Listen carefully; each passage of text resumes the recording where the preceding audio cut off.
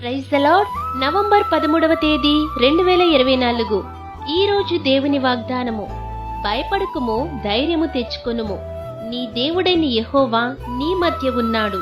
జెఫన్య గ్రంథము 3వ అధ్యాయము 16-17 వచనములు. దానియేలును సింహాల బోనులో వేసినప్పుడు దేవుడు అతనికి తోడయుండి సింహముల నోళ్లను మూయించి దానియేలును క్షేమముగా విడిపించారు.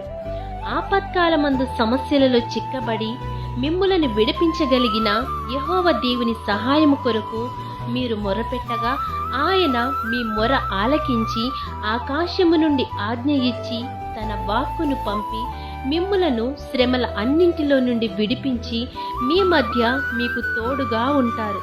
కాబట్టి ఈ వాగ్దానం మీ జీవితంలో నెరవేరాలని కోరుకుంటూ దేవుని సువార్త పరిచర్యలో మీ సహోదరి. ఆమేన్. God bless you.